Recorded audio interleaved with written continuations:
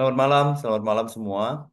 Nah, dipersilakan Pak untuk bisa Oke, share. biar nggak lama-lama ya, saya izin sharing screen. Sharing saya malam ini, bear with us, bear with me gitu ya. Nggak, saya kejar maksimal mungkin 20 sampai 25 menit dan semoga teman-teman bisa fokus dan bisa dengerin nggak ngantuk gitu ya. Apakah sudah kelihatan Loren atau em, Rachel? Sudah Oke. terlihat. Oke, saya cerita mungkin mulai malam ini saya sharing dengan cerita gitu ya. Jadi em, dulu gitu ada satu group of ladies lagi hangout seperti biasa lah ya, hangout gitu kan. Em, Group of lady ngobrol-ngobrol. Terus salah satunya kaget gitu, bukan kaget lah, ngeh gitu ya. Di bawah ada barang nih, ada lipstick jatuh gitu. Lipstick jatuh terus pada bilang, ini lipstiknya siapa? Listriknya siapa? Terus dia ke bawah, dia ngambil, dia ngangkat. Ini nih siapa punya? Terus nggak ada yang ngaku dari berempat itu. Kenapa? Ternyata karena brand dari lipstick itu yang jatuh adalah brand lokal lama yang mungkin persepsinya pada waktu itu adalah itu mah brand yang dipakai sama nyak gua sama nenek gua gitu. Jadi dianggap udah old school banget. Jadi mereka malu untuk ngakuin kalau itu lipstiknya. Sedangkan mungkin kalau brand yang jatuh itu merek Dior atau merek international brand yang populer banget, itu semua langsung ngaku, oh itu gue punya gitu. Kenapa bisa brand lokal dianggap persepsinya malu gitu. Jadi back in 5 years ago atau 7 years ago, kalau kita masuk ke dalam modern market gitu ya, itu semua brand yang ada di dalam shelf, minimal shelf utama, shelf depan, itu dominasinya didominated oleh foreign brands. Jadi persepsi yang ada timbul adalah, oh kalau brand luar tuh pasti lebih keren, brand luar pasti lebih bagus. Kok bisa ya? Padahal brand-brand kita, kayak Indomie, siapa sih yang nggak tahu Indomie? Indomie itu setahunan itu terjual 5 billion, 5 miliar. Jadi kalau dibagi sama 2,5 juta penduduk, 2,5 miliar penduduk dunia, berarti satu orang konsum 2 piece per tahun minimal. Lalu kayak ada nabati, tolak angin, itu semua udah mendunia, go global. Dan kenapa brand kita Indonesia sendiri nggak bisa jadi raja di tanah kita sendiri? Nah, sedangkan prediksi dari IMF, ini data dari tahun lalu, by 2024 Indonesia harusnya menjadi fifth biggest economy in the world. Kalau teman-teman lihat di sini projectionsnya dari 92 sampai 2024 paling kanan, Indonesia itu kelima nih di bawah Jepang dan India. Pak, Lalu, Pak Budi, permisi. ya, Slides-nya ini nggak bergeser ya Pak? oh, Di slide sorry, salah salah slide ya. Wah, sayang banget. Udah cerita seru-seru. Oke, mungkin ada kesalahan teknis. Kita tunggu sebentar ya teman-teman. Ini kelihatan nggak? Pause. Ke Ya, pause. pause. Belum terlihat Pak. Oke. Wah, nggak seru banget dari tadi ya. Mungkin bisa dibantu? Saya bantu ya? Ini udah. Sudah, Pak.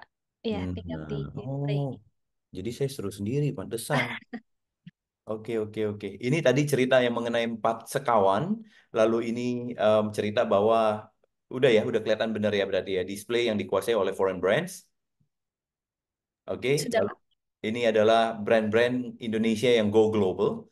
Dan ini adalah fifth largest economy in the world by 2024. Ini di sisi kanan yang tadi saya cerita, Indonesia setelah uh, India dan Jepang gitu. Oke, ya, ini perkenalkan diri saya Budi gitu ya. Saya ada co-founder dengan istri sekaligus partner saya dalam bisnis. Dan di bawah adalah award-award yang kami sudah terima. Jakel sebagai beauty local brand yang award winning, kami mendapat beberapa award lately. Di sini adalah award-award yang kami terima ya, beberapa yang memang continuously dari tahun ke tahun oleh beberapa pemberi award, beauty award yang memang sudah prominent di masing-masing bidangnya gitu. Oke, apa sih menjadi entrepreneur gitu? Dan khususnya kita develop brand lokal. Judul hari ini adalah entrepreneur menjadi endeavor, perjalanan seorang entrepreneur. Unleash kita punya potensial. Menurut saya, Indonesia memiliki potensi yang sangat besar. Kalau data dari Kemenkraf ya, itu entrepreneur di Indonesia hanya kurang dari 3% of our populations. Kita compare dengan Global Entrepreneur Index. Di Singapura, Indonesia juara 74. Singapura itu peringkat 27 dari negara yang memiliki entrepreneur paling banyak. Oh, compare jangan jauh-jauh sama Singapura. Coba kita compare sama Malaysia. Oh, ternyata Malaysia juara 43, kita masih behind. Oke, compare sama negara berikutnya. Brunei, Brunei 48. Wah, ketinggian. Thailand aja masih menang dari Indonesia. Artinya apa? Artinya bahwa kesempatan untuk menjadi entrepreneur itu masih sangat terbuka besar buat teman-teman yang di sini.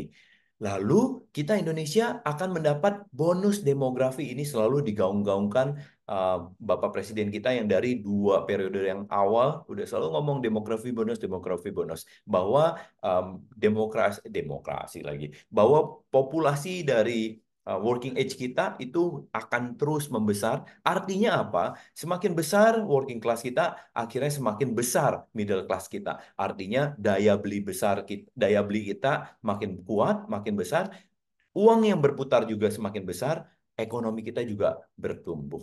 Lalu impact-nya apa nih? Nah, kapan waktunya paling baik untuk mulai bisnis kita?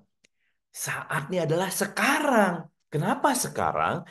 Nih, semua saat ini kalian tuh yang muda dan paling punya skill. Maksudnya apa? Kenapa punya skill? Semua goes online. Dan kalian umur-umur sekarang adalah yang paling produktif, paling jago di online. Kalian ketika mulai mulai masa remaja udah aman dengan digital, dengan tech. Umur 13 sampai 18 ini ada 23 juta pemuda atau remaja. Ini adalah umur yang dimana kalian ngerti. Kalian tahu behaviornya kayak apa, cara ngomongnya kayak apa, pola pikirnya kayak apa, preferensinya atau taste-nya kayak apa. Itu semua kalian yang tahu karena kalian adalah target marketnya. Sedangkan kalau kayak saya, kita udah semi dinosaur, mau ngertiin tekniknya aja. Kita mesti belajar dulu. Satu e-commerce keluar kita mesti pelajarin dulu. Pakai handphone juga kita waktu mulai dari SMP, SMA gitu ya. Lalu gadget gitu, kita baru mulai. Semua teknologi, ChatGPT and say everything itu kami harus belajar. Kami adapting. Sedangkan kalian memang lahir karena kalian punya kebutuhan akan hal itu. Kalian ngerti sekali market seperti apa. Meaning apa? Ketika kalian punya brand, kalian sudah tahu persis brand ini pasti well accepted by the market. Produk ini pasti memang memenuhi kebutuhan dari target market kalian. Lalu apa? Kalau dari Seneca, ini salah satu filsuf dari zaman Romawi dulu, beruntung itu hanya terjadi kalau kalian prepare ketemu dengan kesempatan. Artinya apa? Kalau ada kesempatan tapi kalian nggak prepare, ini nggak ketemu nih. Sehingga kalian harus prepare diri kalian dengan baik, siap-siap, sehingga ketika ada opportunity come, dan kalian bisa ketemu sehingga terciptalah luck itu. Nah, pertanyaannya, have you prepare? Apakah kalian sudah mempersiapkan diri kalian untuk ketika kesempatan datang, then you are the lucky one. Jangan sampai kalian hilang kesempatan atau kelewat kesempatan, missing the golden train yang akan masuk, akan melaju di Indonesia kita. Local brand kita seperti apa sih? Ini adalah cerita progres brand lokal kita. Developmentnya kayak apa sih? Saya cerita selalu ngomong brand development itu ada proses yang panjang. Ada beberapa aspek yang diperlukan untuk kita bisa berkembang. Saya ambil dari miscellaneous. Miscellaneous adalah beberapa item yang dikumpulin dari berbagai background, beberapa skill dikumpulin jadi satu sehingga tercipta brand development yang baik. Yang pertama adalah brand development itu atau bisnis itu marathon. Artinya apa? Kita nggak bisa tuh sprint di awal, wah kenceng di awal, semangat di awal, lalu di belakangnya loyo. Dan akhirnya kita nggak menyelesaikan kita punya journey. Brand development, bisnis itu marathon. Marathon kita prepare, misalnya lari, marathon is 42K, 42 kilo, itu nggak langsung hari ini lari, kemarin langsung 42, enggak. Semua yang ikut maraton itu bertahap. Mereka mulai mungkin malah hari pertama mereka lari 2 kilo. Hari berikutnya atau lusanya karena hari pertama nggak bisa langsung berikutnya. Hari berikutnya mungkin masih 2 kilo. Pelan-pelan naik ke 5 kilo. Pelan-pelan lagi mungkin minggu berikutnya 7 kilo dan seterusnya sampai bisa mencapai ke 42 kilo. Takes time. Takes a lot of time to build mereka punya muscle sampai tercipta cukup energi, cukup bodinya udah adaptif untuk bisa lari ke maraton. Jadi kalian teman-teman yang mau bisnis itu harus siapin diri, siapin mental, siapin fisik itu long term. Jangan melihat ke kiri, ke kanan yang maunya langsung instant. Doesn't works. Enggak bisa. Yang kedua adalah keep innovating, keep innovation. Sehingga kita ketika setiap kali mau building brand, kita mau develop produk, pikirin inovasi apa yang cocok untuk target market kamu. Apa yang membedakan brand kita, produk kita dari brand sebelah, dari produk sebelah? Harus ada inovasi terus-menerus. Martabak aja inovasi, masa kita nggak inovasi, ya nggak?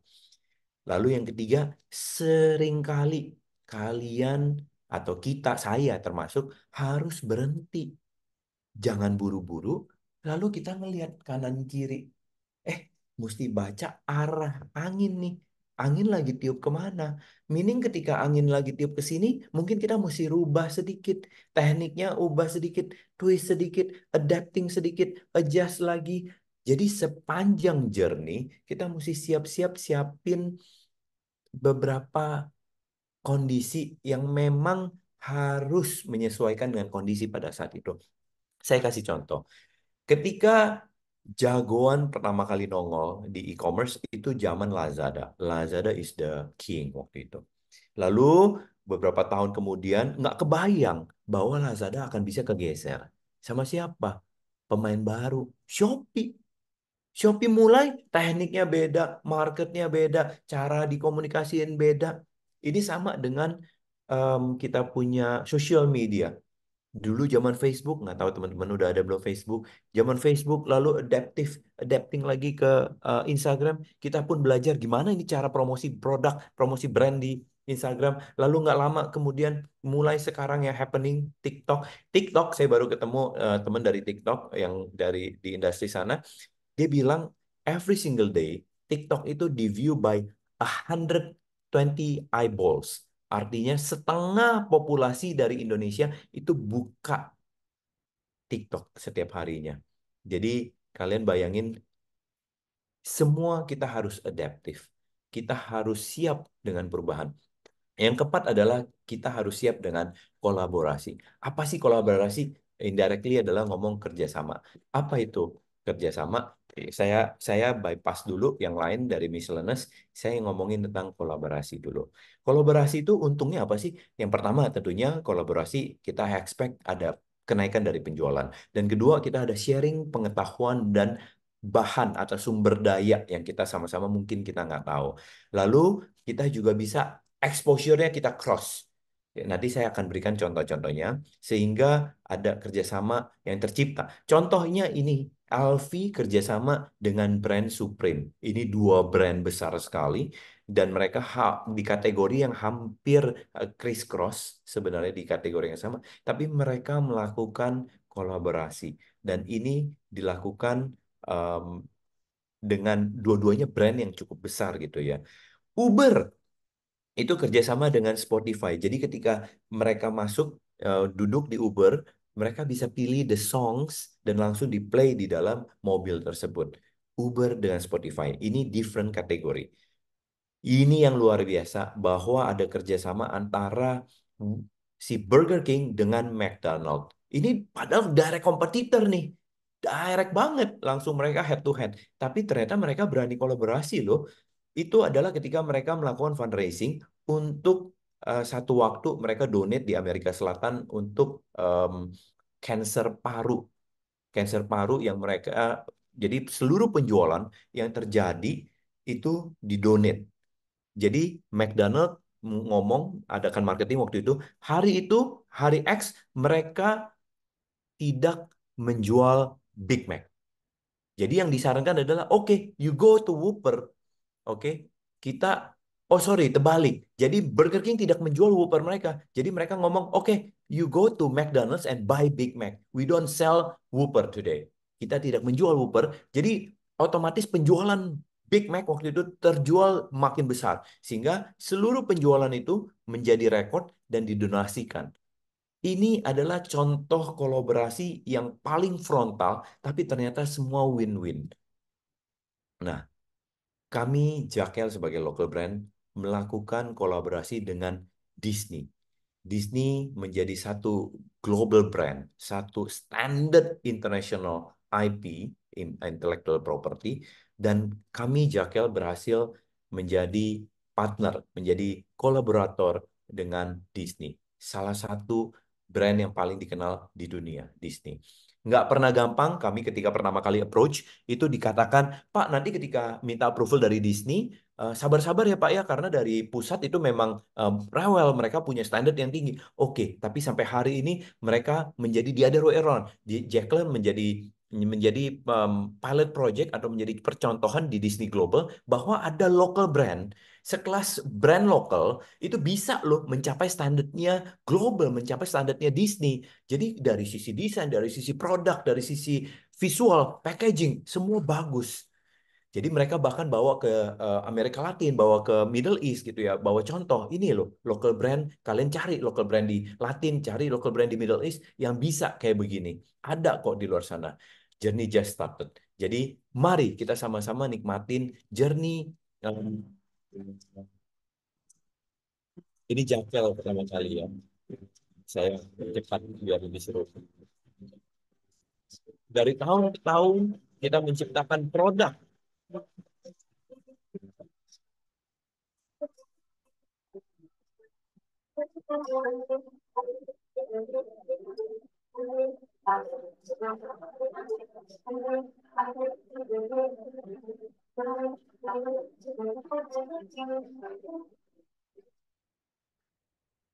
Oke, jadi dari tahun ke tahun kami berusaha menciptakan produk yang memang selalu berbeda, selalu inovasi, selalu inovatif gitu.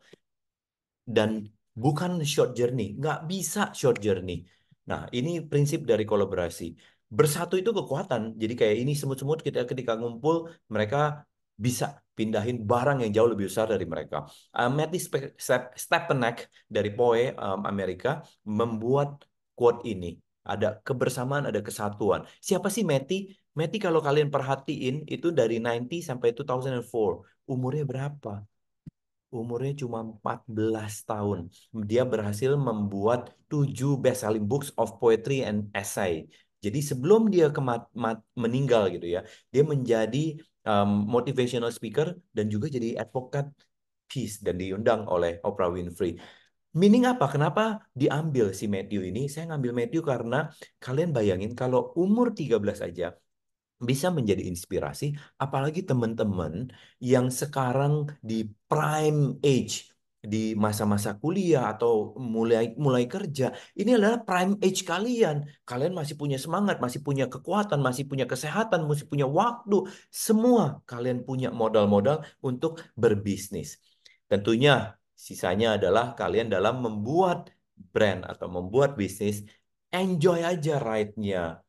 Nikmatin journey-nya. Ada susah, ada jatuh, nggak apa-apa. Itu part of the journey. Tapi kalian juga mesti sesekali listen, dengar. Market tuh butuhnya apa sih? Market tuh perlunya apa? Dan kalian twist, tweak, adapt, dan inovasi sesuai dengan kebutuhan market. Jangan lelah untuk terus learn, learn, and learn. Our life never ending learning process. Jadi menjadi entrepreneur itu kapan mulainya? Walt Disney kebetulan ngomong, the way to get started is to quit talking and now you begin to doing it. Jadi mulai sekarang. Nah, di Jakel kami punya prinsip. Ini big proud, big confident. Tadi saya cerita mengenai Matthew umur 13, kalian bu umur 18.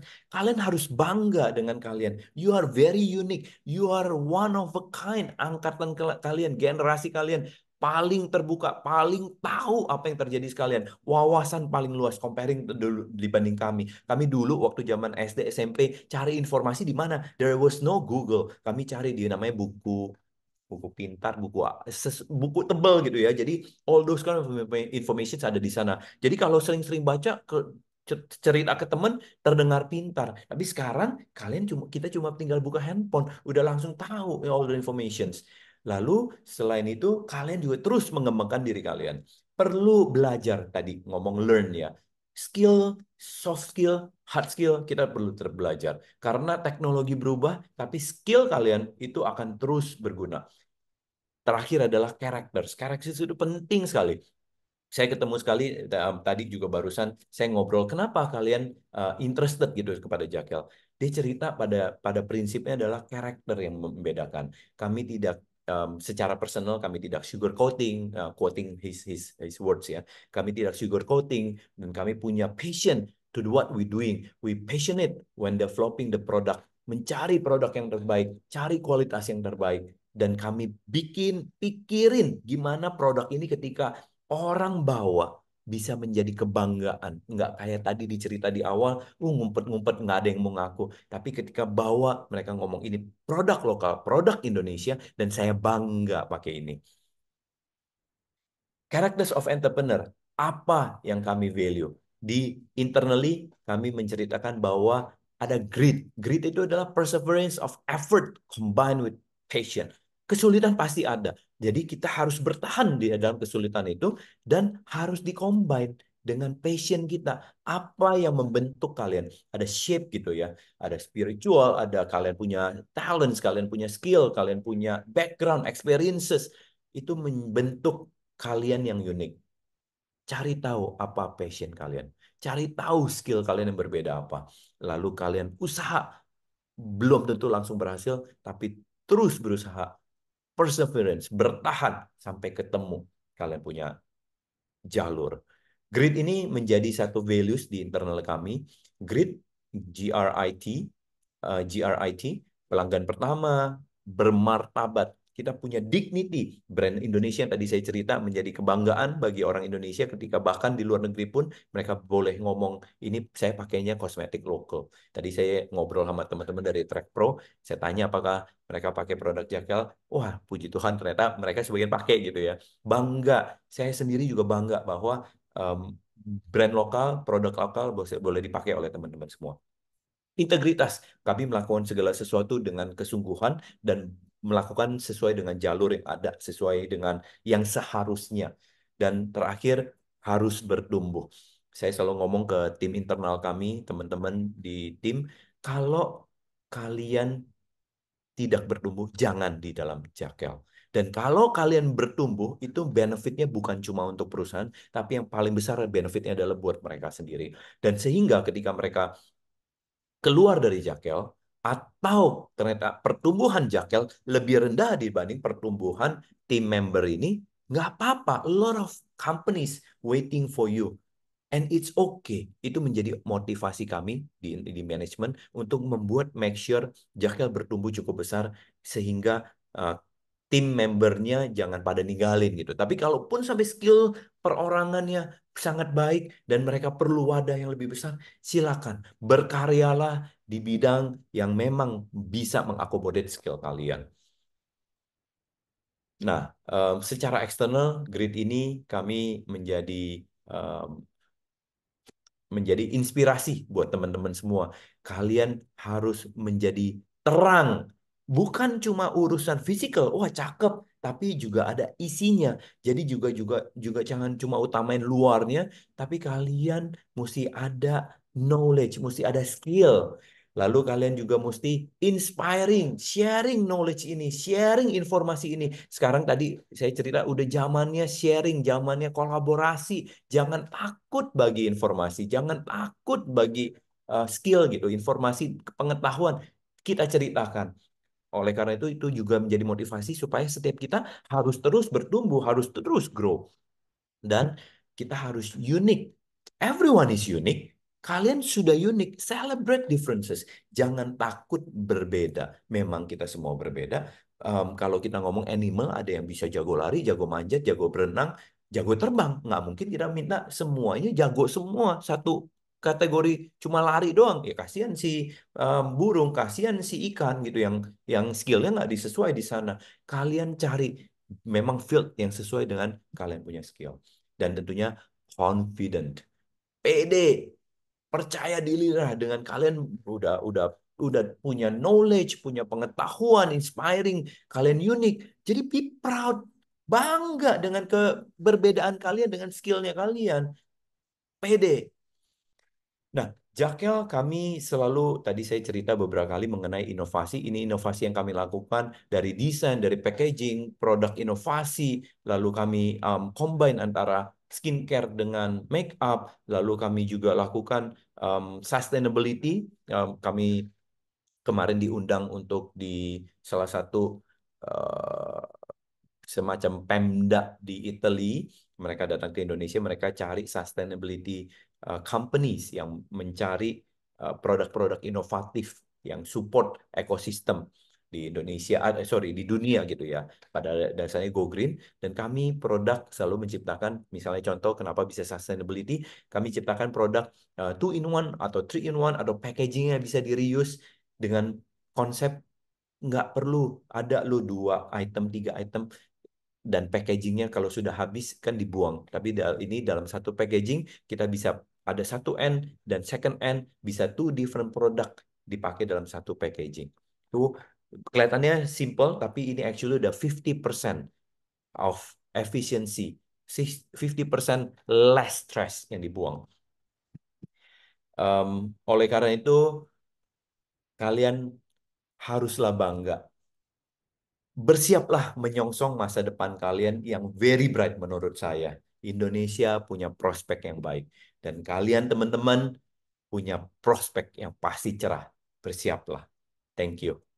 Dan ini satu prinsip saya yang selalu saya sharingkan di mana-mana.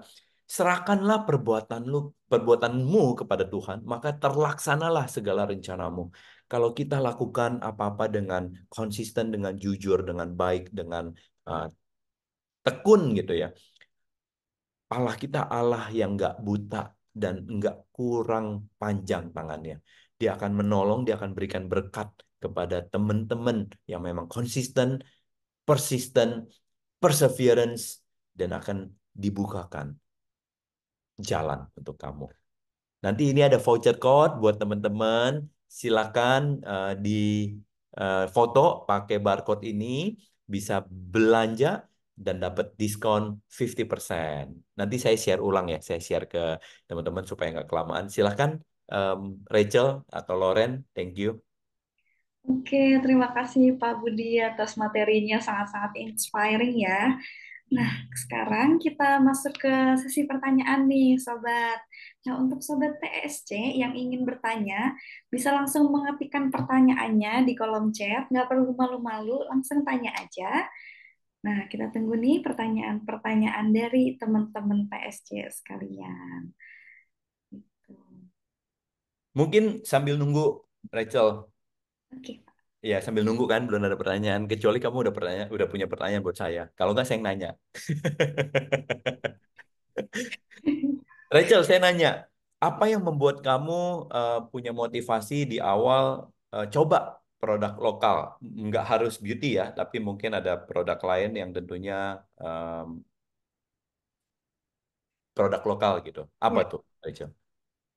motivasinya yang pertama, yang pasti sih pengen support lokal ya Pak, karena Mantap. kita eh, karena kita karena saya yakin karena sebenarnya kita tuh nggak kalah kok dari produk-produk Hmm, luar gitu, ya, kualitas yang kita punya tuh sama kok dan ya, termasuk dalamnya tuh Jekyll gitu. right. Mantap. Itu ada yang raise hand loh, Rido. Ya, ada yang raise hand, Rido. Ini mau dibuka atau Oke, minta Rido atau gimana? ya, Baik, bisa terima dibuka. kasih Bapak. Ya, Oke. malam Rido.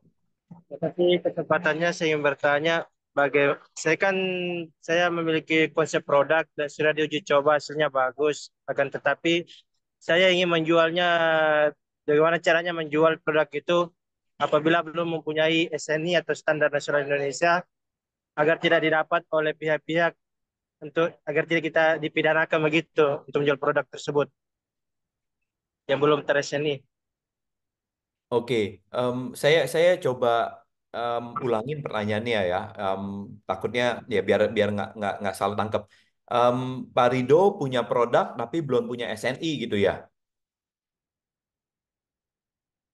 betul gitu? Iya Atau Pak, iya. Iya, iya. oke, oke. Em, saya nggak tahu produknya Pak Rido apa. Semacam Tapi, pupuk begitu. sorry, Kalau misalnya pupuk Pak. oke pupuk. Nah, pupuk ini apakah harus punya SNI, Pak Rido? Oke, biar nggak berkepanjangan, pada dasarnya kalau kami sarankan segala sesuatu lakukan di jalur yang benar. Kalau memang mau bisnis atau mau usaha untuk jangka panjang yang tadi saya bilang maraton gitu ya, jangan lakukan hal-hal yang untuk jangka pendek. Lakukan prinsip untuk jangka panjang. Artinya dimulai dari apa-apa, lakukan dengan benar. Kami dari Day Zero mengerti, paham bahwa di dunia kosmetik dan skincare itu perlu BPOM, kami lakukan. Susah nggak? Susahnya setengah mati. Kita dulu, aduh, apply BPOM itu panjang prosesnya, waktunya juga nggak ada yang tahu gitu ya. Tapi kami lakukan itu, yang tadi saya bilang pada akhirnya kita terus doakan, kita terus konsisten sehingga bisa dibukakan jalan-jalannya. Jadi untuk Marido kalau memang mau lihat ada kesempatan di sana punya produk yang baik, usahakan lewat SNI, usahakan dapat SNI dan dan sekarang ada haki gitu ya, ada proteksi merek, ada proteksi produk. Silahkan coba lakukan itu semua untuk melindungi produk ataupun perusahaan Pak Rido. Demikian.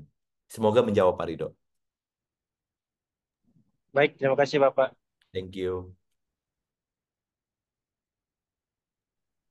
Oke, Pak Budi. Nah, ini ada beberapa pertanyaan nih, Pak, dari rekan-rekan PSC di kolom chat. Mm-mm. Dari Pak Budi mau langsung pilih saja. Apa nih? Oke. Ini sih beberapa saya ada ini ya. Saya tertarik dengan pertanyaan Wilda nih mengenai lagi sekolah, lagi berpendidik, lagi kuliah ataupun lagi sekolah gitu ya. Gimana cara kita manajemen waktu?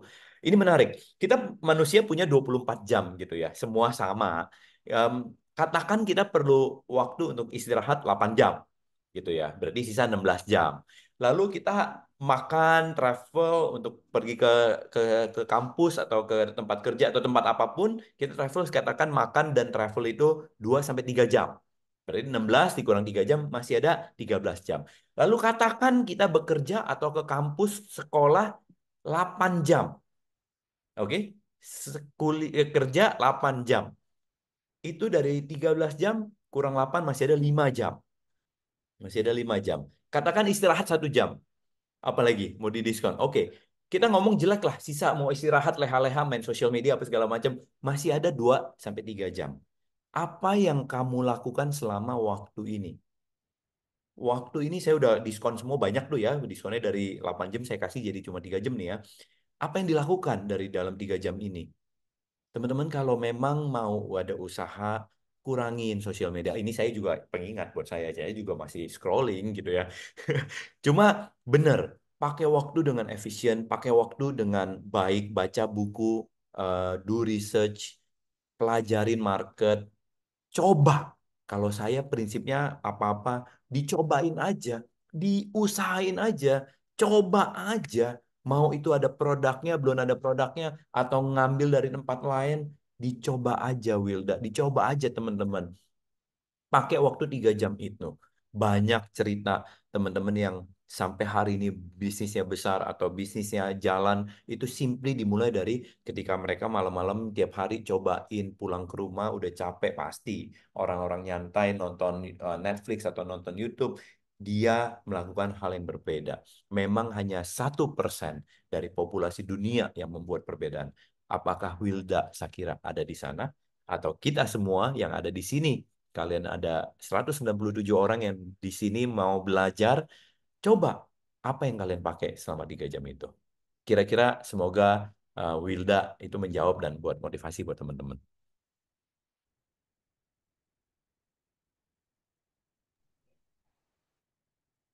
Oke, ini Elvina. Elvina juga menarik nih. Cara cari partner gimana? Mirip sama cari pacar gimana? Gimana caranya cari pacar? Pasti kan ada waktunya eh, penjajakan. Kalau cowok ke perempuan mungkin ada waktunya PDKT, pendekatan gitu ya. Coba banyak ngobrol, coba dengan eh, orang yang berbeda, lihat cara responnya seperti apa. Pada paling pentingnya adalah karakter, baik itu mencari pasangan hidup maupun cari partner. Karakter itu penting sekali karena em, ujian-ujian itu akan hadir ketika bisnis atau kehidupan ini ngomong kalau tentang relationship ya sama partner gitu ya atau dengan pasangan spouse gitu. Ujian akan timbul ketika masa-masa sukar datang, ketika masa-masa senang datang. Yang bisa membuat kita berhasil lewatin adalah karakter. Jadi kalau saya tanya gimana caranya bisa mencari cara bisnis yang sejalan, bisa saling berkembang, karakter. Kalau saya prinsip pertama. Kalau urusan modal bisa dicari, urusan skill saya rasa bisa dikembangkan. Tapi kalau karakter itu sangat amat penting. Apa kebiasaan khusus yang lakukan tiap hari? Kebiasaan khusus yang lakukan tiap hari ya. Oh, saya punya waktu eh, me bahasa umumnya mungkin meditasi kali ya. Di sana saya em, berkomunikasi dengan Allah gitu ya, dan em, saya percaya banyak hal-hal yang Allah bukakan di dalam masa-masa meditasi tersebut. Em, Banyak inspirasi atau pikiran-pikiran yang timbul yang didapatkan ketika masa-masa teduh, masa-masa tenang itu. Yang kedua adalah berkomunikasi atau apa bahasanya? Atau em, hang out dengan orang-orang yang berbeda-beda. Banyak informasi-informasi yang mungkin kamu bisa dapatkan dengan bernetworking, bersosialisasi. Dan ini bersosialisasi nggak perlu harus di grup besar ya.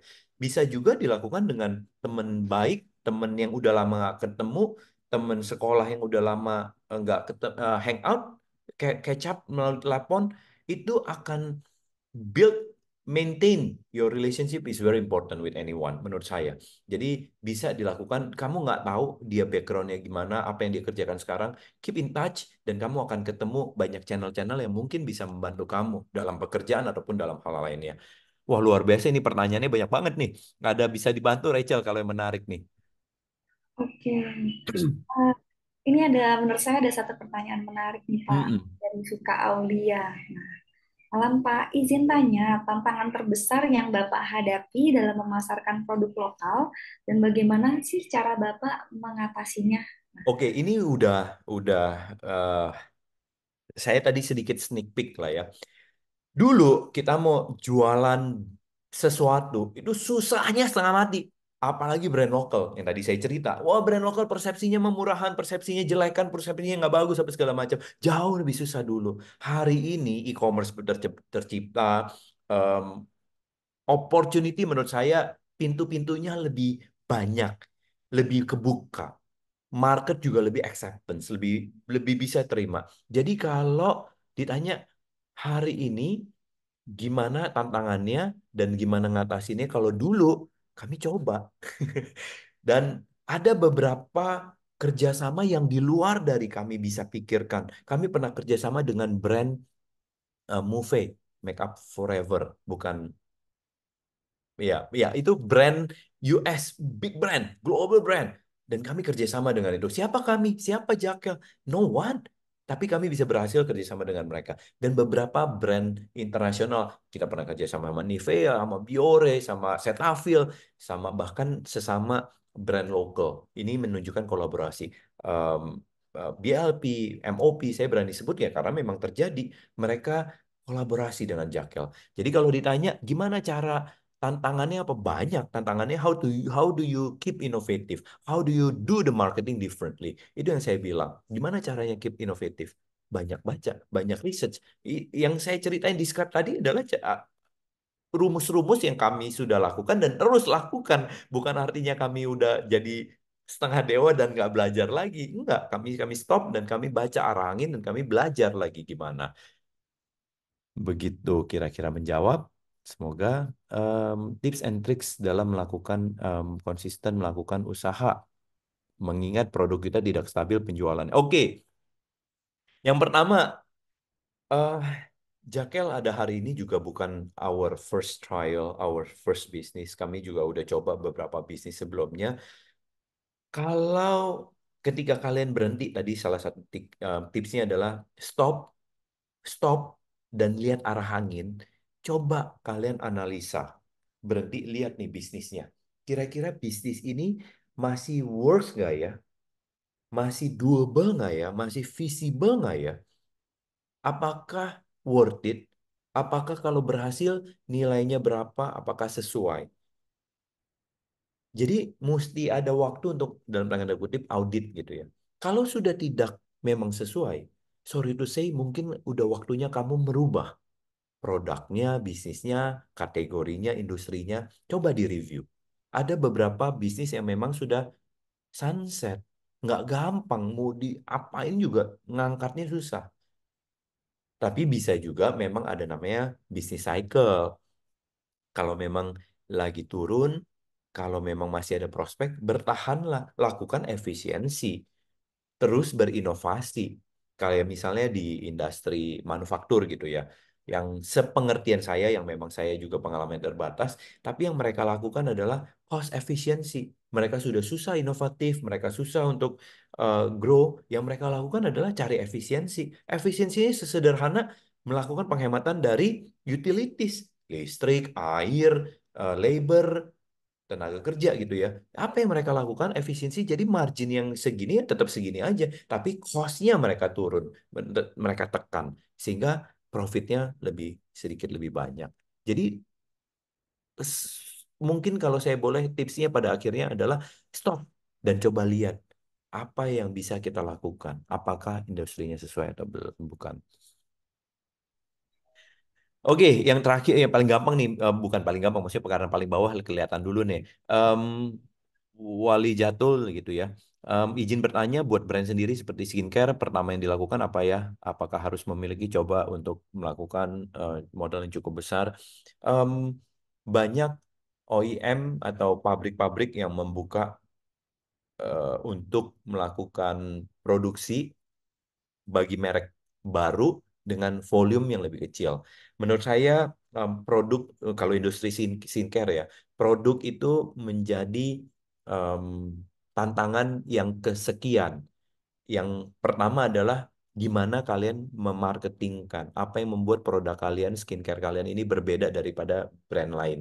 Apa yang kalian bisa lakukan sehingga marketingnya bisa berbeda dan mencapai target market kalian. Ini mungkin PR-PR pertama yang harus dijawab sebelum menjawab ke produk gitu.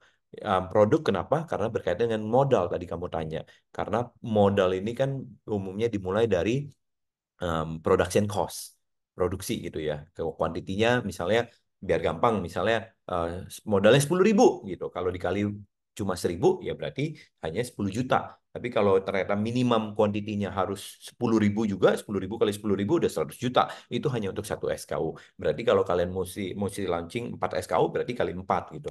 Jadi pertanyaan kamu apakah harus dimiliki modal yang cukup besar? Secara production cost itu mungkin sekarang sudah tidak terlalu besar, tapi pertanyaan berikutnya yang lebih penting adalah dari sisi marketing dan product innovations. Offline stores, wah saya juga masih struggles nih offline stores. Tapi pertanyaan saya, oke Raffi gitu ya, apakah ingin bikin bisnis offline store? Pemilihan tempat adalah hal yang penting. Pasti offline stores gitu ya. Dan cara kita memiliki tempat offline store yang tepat, traffic udah pasti. Jadi kalau kalian prinsip nggak nggak usah susah-susah mikirnya gitu ya. McDonald's dulu selalu mereka pilihnya tempatnya di pengkolan, di hook, dibelokan gitu ya. Karena mereka asumsinya traffic yang lewat pengkolan itu visibility-nya lebih tinggi. Trafficnya lebih tinggi. Satu jalan dibanding dua jalan, minimal dua jalan kan belokan gitu. Pengkolan pertigaan, apalagi perempatan gitu. Trafficnya pasti lebih tinggi. Jadi kalau ditanya apakah offline store pemilihan tempat itu penting, sangat penting. Kecuali kalian adalah eh, yang sudah dicari-cari. Kalau kalian perhatiin misalnya bioskop di dalam satu mall tertentu atau plaza tertentu itu ditaruhnya paling ujung paling atas. Kenapa? Karena itu destination. Semua orang udah tahu, oh kalau gua mau nonton, gua yang nyari. Bukan mengekspek lagi lewat-lewat, ada bioskop nih, gua mau mampir. Enggak. Tapi kalau kalian restoran atau produk, kalian mau ada impulse buying, ada kelihatan, ih menarik ya, saya coba mampir. Ih makanannya kayaknya enak ya, saya mau coba mampir. Dan location is very important. Oke, Pak Budi mungkin ini pertanyaan terakhir ya. Boleh, Rachel bantu jawab. Bukan Rachel bantu jawab. Rachel bantu pilih. Oke, baik. Ini berkaitan dengan yang pertanyaan sebelumnya nih, Pak, dari Saleh. Nah, Saleh ini mau bertanya, gimana sih, Pak, cara memperkuat citra brand untuk value jangka panjang? Dan apa kunci yang kuat untuk membangun kerjasama dengan brand besar? Terima kasih. Oke, oke. Ini mungkin kami boleh dibilang salah satu brand yang berhasil breakthrough lah ya. Disney tahun lalu 2002, 23, 24. Ya. Disney baru memberikan award ke Jakel sebagai Breakthrough Brand of the Year 2023 berarti. Mereka memberikan brand title itu tentunya bukan sembarangan gitu. Kami di tengah market beauty yang begitu kencang arusnya, kami mencoba membuat perbedaan, diferensiasi lagi-lagi, dan inovasi yang tadi saya ceritain. Jadi kalau ditanya apa kuncinya, kalian pikirkan brand value, brand perceptions untuk jangka panjang itu yang tadi karena maraton, kalian ciptakan sesuatu itu consistently, sesuatu yang solid, yang unik, walaupun mungkin hari ini belum kelihatan.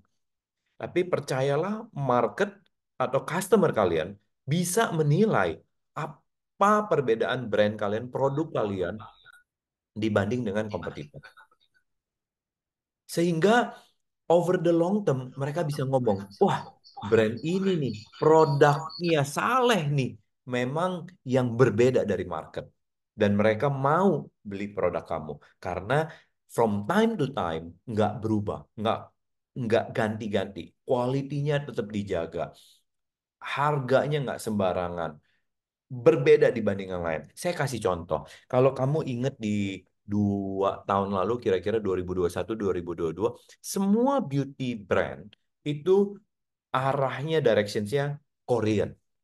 Banyak K-pop, K-pop eh, artis didatangkan dari luar negeri ke Indonesia. Sampai ada satu mall di Jakarta Barat itu sampai penuh dan akhirnya ditutup karena waktu itu masih zaman semi COVID baru buka, mereka ngumpul masa begitu besar, nggak disangka-sangka. Ya, anyway, itu semua brand pakai teknik atau marketing yang sama. Jakel selain daripada nggak mampu dengan do marketing yang begitu mahal, kami local brand yang masih tetap bootstrapping gitu ya, yang selalu pikirin konsepnya gimana, kami mencari teknik yang berbeda. Kenapa bisa begitu? Karena kami enggak sembarangan istilahnya banjirin pasar dengan produk, banjirin pasar dengan eh, barang-barang yang yang murah. Kami karena menciptakan kualitas, akhirnya harganya juga cukup medium, nggak bisa yang terlalu murah. Marketing kami juga kami lakukan dengan pikirin baik-baik gitu ya. Modal kami bukan kayak ada investor asing yang masuk lalu semua influencer diberikan gitu ya. Semua di mana-mana ketemu barangnya ditaruh di billboard-billboard. Kami nggak bisa lakukan itu. Kami lakukan marketing dengan baik-baik. Maka dari itu kami pertama brand Indonesia pertama yang kerjasama sama Disney. Lalu kerjasama dengan SpikeX Family dari eh, Jepang. Kami juga sedang komunikasi, bukan sedang komunikasi, kami sudah lakukan, baru minggu ini kami ada brand lokal, ada IP lokal, baru launching di mall di Jakarta Barat juga, dan kami kolaborasi dengan mereka. Jadi kami lakukan hal-hal yang tidak pernah dilakukan oleh brand beauty lainnya, baik itu di lokal khususnya, ataupun oleh brand internasional di Indonesia. Jadi kalau ditanya jangka panjang paling kuat apa, kami juga terus melakukan dengan konsisten, dengan tekun gitu ya, membangun brand, membangun produk yang dengan kualitas yang baik, membangun eh, melakukan marketing dengan bijak, harga dijaga, produk diinovasi. Itu semua sebenarnya PR-PR yang mungkin kita semua tahu, tapi memang melakukan sesuatu yang dengan konsisten nggak gampang ya. Kebiasaan yang baik sekali kita tidak lakukan sehari dua hari udah hilang kebiasaan itu. Mesti dibangun lagi dari awal. Memang melakukan yang susah, melakukan yang baik itu susah. Tapi teman-teman tetap semangat, tetap konsisten, tetap semangat, tetap belajar, inovasi terus, belajar terus, ngobrol dengan teman-teman yang mungkin punya pengalaman lebih banyak, cari mentor. Nah, mentor is very important part, menjadi satu eh, teman, boleh tuker pikiran, boleh belajar, berani kasih feedback, berani koreksi kita, berani ngomongin. Walaupun kadang mungkin bisa sakit dan pahit, tapi nggak apa-apa, itu buat kebaikan kita. Demikian.